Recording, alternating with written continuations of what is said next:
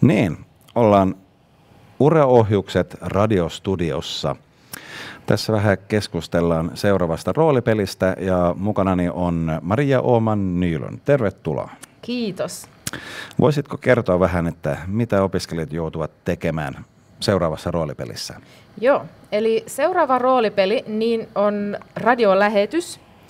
Eli kuvittelemme, että kyseessä on radiohaastattelu, missä me siis haastattelemme opiskelijaa ja hän kertoo varsinkin omista kokemuksistaan meidän Uraohjukset kurssistamme. Aha, eli tämä on tavallaan kuin palautesessio, vai? Joo, se toimii samalla palautteenantosessiona ja toivomme tietenkin, että saamme sellaista palautetta, josta voimme hyödyntää tulevaisuudessa, kun kehitämme tätä konseptia ja kurssia. Niin. Ihan kun tavallista, niin nämä tehtävät löytyvät netistä ja me katsotaan ja sä saat vähän kertoa, mitä sieltä löytyy. Joo, eli myös tähän teemaan niin kuuluu opintokäynti. Ja tällä kertaa niin käydään radiostudiossa ja tutustutaan sellaisen työhön.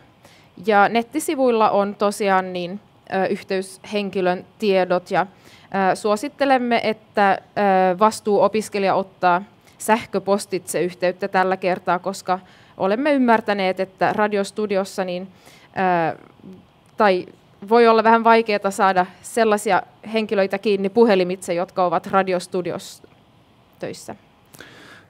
Mitä toivot, että opiskelijat oppii tämän opintokäynnin avulla?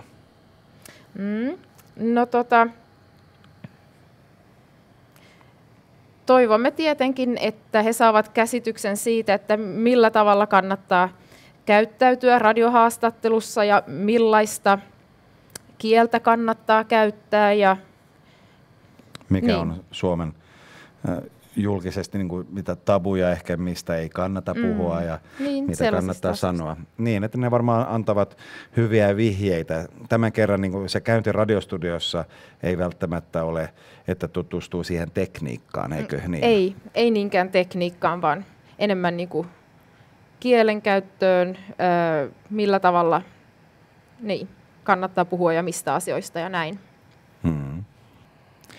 Niin, kun mä vähän kävin läpi niin kuin tämän teeman nettisivustoa, niin mä huomasin, että siinä ei joku 2 tehtävää.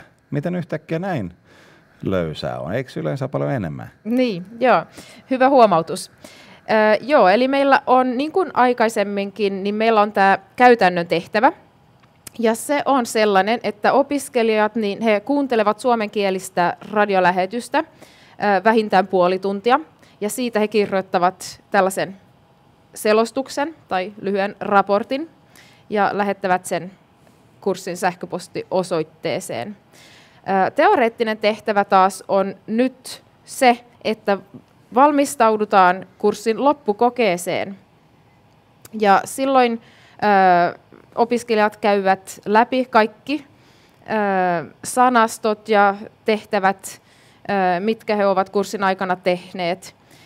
Eli heidän kannattaa oppia kunnolla tai kerrata nämä kaikki sanalistat, sanastot ja myös muut aiheeseen liittyvät asiat, koska tämä loppukoe perustuu niihin. Ja uskomme, että he tarvitsevat siihen aikaa, niin sen takia ei ole yhteydenottoa eikä myöskään uutta sanasto- ja rakennetehtävää tässä teemassa. Tämä kuulostaa vähän pelottavalta, että on loppukoe, jossa pitäisi tietää kaiken. Mutta se muistuttaa vähän, niin kun mä itse kävin koulua, niin opettaja aina sanoi, että jos koko ajan on valmistautunut ja opiskellut hyvin, niin sitten kaikki tietää jo ja se ei ole niin paha. Niin, varmasti näin. Ja sitten myös kurssin alussa oli tämä alkutasotesti.